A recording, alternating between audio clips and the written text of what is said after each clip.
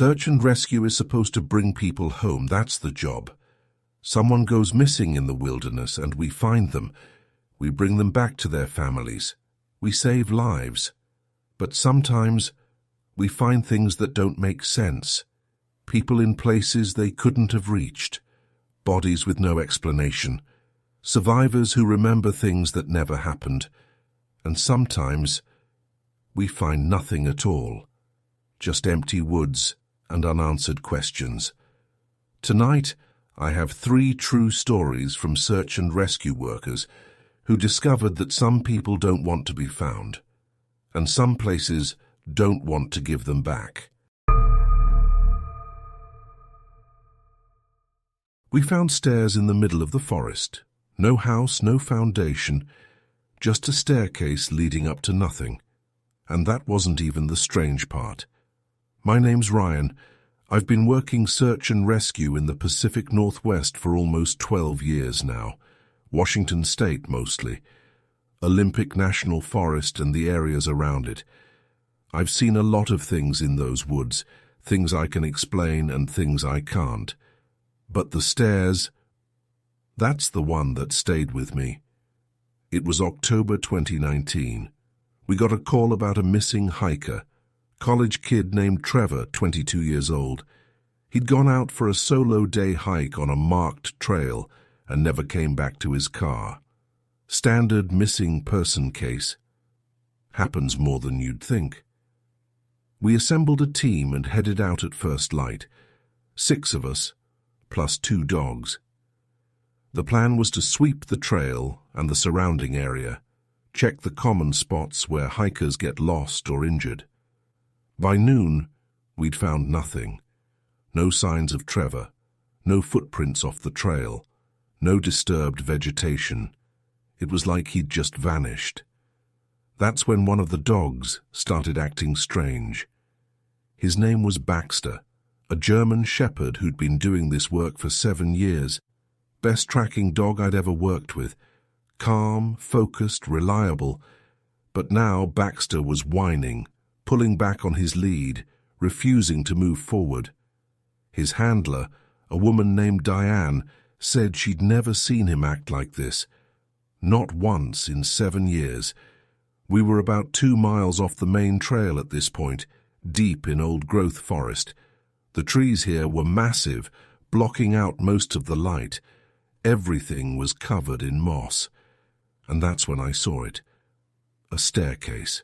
Right there in the middle of the woods, a wooden staircase, maybe 15 steps, leading up to absolutely nothing. No platform at the top, no structure around it, just stairs. The wood looked old but well preserved, like something you'd find in a Victorian house. Carved railings, decorative posts, completely out of place. I stopped walking. Everyone stopped walking. "What the hell is that?" someone asked. Nobody had an answer. I started to move toward it, but Diane grabbed my arm. "Don't," she said. Her voice was strange, tight. "We don't go near those." I looked at her. "What do you mean?" She just shook her head. "It's a rule, an old rule. We don't touch them. We don't climb them. We don't even look at them for too long. We just walk away." I thought she was joking. She wasn't. We kept searching, but we gave the stairs a wide berth. Nobody talked about them. It was like we'd all silently agreed to pretend they weren't there. 3 hours later, we found Trevor. He was sitting at the base of a tree about a mile from the stairs, just sitting there, staring at nothing. His eyes were open but completely blank. He was alive, breathing, no visible injuries. But when we tried to talk to him, he didn't respond, didn't even seem to know we were there. The medics checked him out. Vitals were normal, no signs of hypothermia, dehydration, or head trauma. Physically, he was fine, but mentally, something was wrong. We carried him out on a stretcher. The whole way back, he didn't say a word. didn't move, just stared up at the sky with those empty eyes. Later at the hospital, Trevor finally spoke. One sentence, over and over again. I climbed the stairs. That's all he would say, for hours. I climbed the stairs. I climbed the stairs. The doctors diagnosed him with acute psychological trauma. They said he must have gotten lost, panicked, and his mind just broke. It happens sometimes. But I know what we found out there. I know what Diane told me. I later learned this wasn't the first time someone had seen something like that. I've done some research since then, talked to other SAR workers, other rangers, other people who spend time in deep wilderness. Nobody knows who built them or why. Nobody knows what happens if you climb them. But everyone agrees on one thing. You don't go near the stairs. I still work search and rescue. I've seen the stairs 2 more times since that day. Both times I walked away. I don't know what Trevor saw at the top, and I don't want to find out. She'd been missing for 11 days. We found her alive, 20 miles from where she disappeared, inside a cave that wasn't on any map. She should have been dead. She wasn't. But something else was wrong. My name's Miguel. I work search and rescue in New Mexico, mostly in the Gila wilderness. It's over 3 million acres of some of the most remote, rugged terrain in the country. People disappear out there. Sometimes we find them, sometimes we don't. In June 2021, we got a call about a missing woman. Her name was Cheryl, 54 years old, experienced hiker. She'd gone out for a week-long solo backpacking trip and missed her check-in. Her husband reported her missing on day 8. We started the search on day 9. By day 11, we'd covered every inch of her planned route. Nothing. No sign of her tent, her pack, her body, nothing. We were about to scale back the search. 11 days in the Gila with no water, no shelter, in June heat. The math doesn't work. Nobody survives that. Then one of our volunteers spotted something. A piece of fabric caught on a rock, about 3 miles outside our search area. Blue nylon, consistent with Cheryl's backpack. We followed the trail. More fabric, a broken tent pole, a water bottle. The trail led us to a canyon we hadn't searched. Steep walls, loose rock, the kind of place you don't go unless you have a good reason. At the bottom of the canyon, hidden behind a rockfall, we found a cave, and inside the cave we found Cheryl. She was alive, sitting in the dark. No light, no food, no water. Just sitting there, facing the back wall of the cave. When we called her name, she didn't respond. We had to physically touch her shoulder before she turned around. And when she did, I'll never forget her eyes. They were wrong. The pupils were dilated so wide that her eyes looked almost entirely black. And there was something behind them, something that looked like recognition but not of us, like she was seeing something we couldn't. "Cheryl, are you okay? We're here to take you home." She smiled, but it wasn't a relieved smile. It wasn't a grateful smile. It was the smile of someone who knows something you don't. "They told me you'd come," she said. I felt a chill run down my spine. "Who told you?" She just kept smiling. "The ones who live in the dark."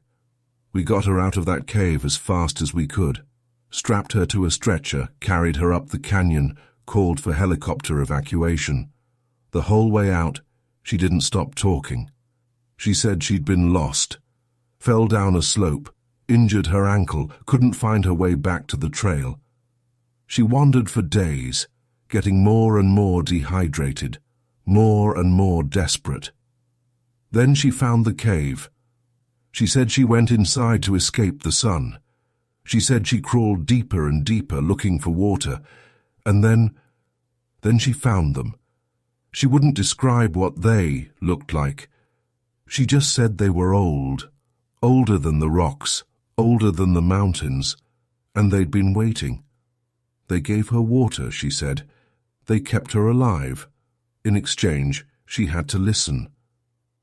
Listen to what? She wouldn't say, just smiled that wrong smile. The doctors at the hospital ran every test they could think of. Physically, she was in remarkably good shape for someone who'd been missing for 11 days. Some dehydration, some weight loss, but nothing that explained how she'd survived. Psychologically, that was different. She was diagnosed with acute delusional disorder. The trauma of being lost, combined with dehydration and isolation, had caused a psychotic break. Her brain had invented the ones in the dark to cope with the experience. That's what the doctor said. But I went back to that cave. I don't know why. I just needed to see it again. I brought a flashlight this time. A good one. 2,000 lumens. I went inside, walked to where we'd found Cheryl, and then I went deeper. The cave kept going. Further than it should have, further than made sense. I walked for maybe 5 minutes. The ceiling got lower, the walls got narrower. My flashlight started flickering. Then I heard something. Breathing, not mine. Something else, something deep in the darkness ahead of me. Slow, wet, patient, like something waiting. I ran. Didn't stop until I was back in the sunlight, gasping, shaking, my heart trying to break through my ribs. I never reported that cave, never told anyone what I heard. But sometimes, late at night, I think about Cheryl. I think about her smile, and I wonder what she's still listening to.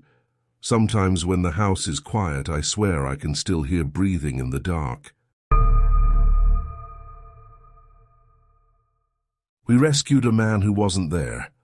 I know how that sounds, but I have the reports, I have the photographs, I have statements from 6 other team members. We saved someone who doesn't exist. My name's Karen. I've been with Search and Rescue in Colorado for 8 years. Rocky Mountain region, some of the most beautiful and most dangerous terrain in the country. This happened in September 2020. Missing hiker case. A man named Daniel, 31 years old, had gone up to do some solo climbing near Long's Peak. Standard stuff for experienced climbers. He'd told his girlfriend he'd be back by Sunday night. When he wasn't, she called us. We launched the search Monday morning. Full team.